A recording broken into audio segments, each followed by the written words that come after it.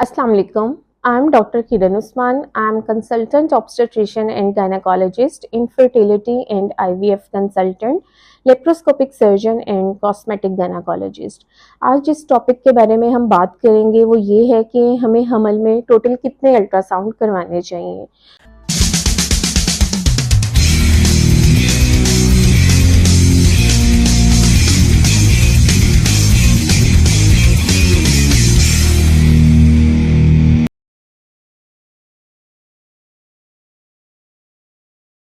वो पेशेंट जिसके periods miss हों और वो डॉक्टर के पास आए, डॉक्टर के पास अगर अपनी अल्ट्रासाउंड मशीन मौजूद है तो उन्हें चाहिए कि वो उस टाइम पर एक अल्ट्रासाउंड ज़रूर करें और ये देखें कि हमल यूट्रस के अंदर मौजूद है या यूट्रस के बाहर कहीं ट्यूब वगैरह में मौजूद है, जिसे एक्टोपिक प्रेगनेंसी कहा जाता है। अगर आपको जो सैक है वो यूट्रस के अंदर नज़र नहीं आ रहा तो आप पेशेंट को अंदरूनी अल्ट्रासाउंड का मशवरा देते हैं, जिसे कि टीवीएस कहा जाता है। अगर टीवीएस पे आपको सैक नज़र आ जाता है तो बहुत अच्छी बात है, वरना आप पेशेंट को एक्टोपिक प्रेगनेंसी के लिए देखते हैं।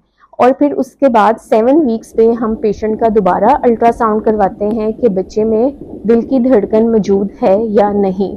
अगर उस टाइम पर हार्ट बीट मौजूद नहीं है तो हम 1 से 2 हफ्ते के बाद मरीज़ का अल्ट्रासाउंड दोबारा करते हैं।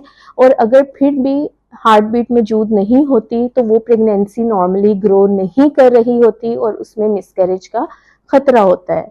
इसी तरह अगर हम किसी का सैक देखते हैं अर्ली स्कैन में और वो इरेगुलर शेप में होता है तो वो भी मोस्ट प्रोबेबली नॉर्मली ग्रो नहीं करता और वो मिसकैरेज में एंड अप होता है। हम मरीज को हर महीने चेकअप के लिए बुलाते हैं और हर महीने हम मरीज का अल्ट्रासाउंड करके बेबी की ग्रोथ को मॉनिटर करते हैं। यहाँ मैं ये बताती चलूँ कि अल्ट्रासाउंड प्रेगनेंसी में टोटली सेफ होते हैं, क्योंकि अक्सर पेशेंट्स आकर अल्ट्रासाउंड से मना करते हैं कि नहीं, हमने अल्ट्रासाउंड नहीं करवाना, इससे बच्चे की ग्रोथ पर असर होगा।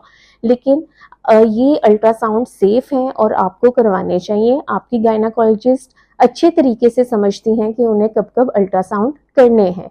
उसके बाद जो नेक्स्ट अल्ट्रासाउंड है उसे हम एंटी स्कैन या डेटिंग स्कैन कहते हैं, जो कि 11 to 14 वीक्स के दरमियान किया जाता है। इसमें हेड एबनॉर्मेलिटीज़, हार्ट एबनॉर्मेलिटीज़ देखी जाती हैं और इसको अल्ट्रासाउंड को हम लोग एज अ माइलस्टोन रखते हैं, इसीलिए इसको डेटिंग स्कैन कहा जाता है कि यहाँ पर हम देखते हैं जो आपने डेट्स बताई हैं बच्चे की ग्रोथ उसी तरीके से जा रही है और इस अल्ट्रासाउंड को हम एक माइलस्टोन रखते हैं और इसको एज अ माइलस्टोन लेकर चलते हैं। उसके बाद जो सबसे अगला इम्पॉर्टेंट अल्ट्रासाउंड होता है वो अनोमली स्कैन होता है, जो कि 18 से 22 वीक्स के दरमियान किया जाता है और ये हम एक क्वालिफाइड रेडियोलॉजिस्ट से करवाते हैं।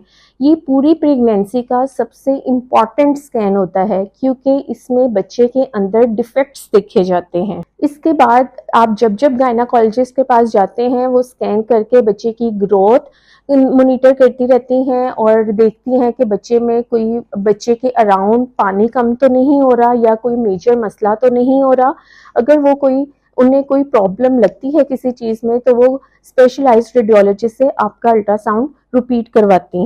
लो रिस्क प्रेगनेंसीज जो होती हैं उनका अल्ट्रासाउंड गायनाकोलॉजिस्ट मोस्टली खुद ही परफॉर्म करती रहती हैं, लेकिन हाई रिस्क प्रेगनेंसी के केसेस में ये अल्ट्रासाउंड मोर फ्रीक्वेंटली कराए जाते हैं, स्पेशली वो जो ट्विन प्रेगनेंसी के साथ आते हैं जिनमें ग्रोथ के प्रॉब्लम्स होते हैं, जिनको डायबिटीज़ या बीपी का प्रॉब्लम होता है।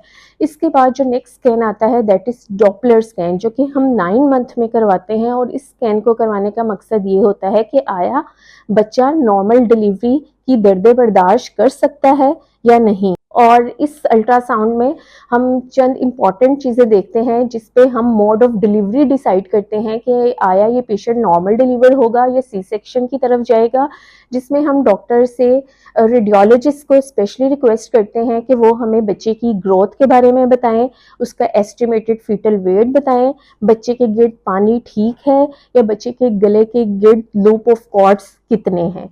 Thank you.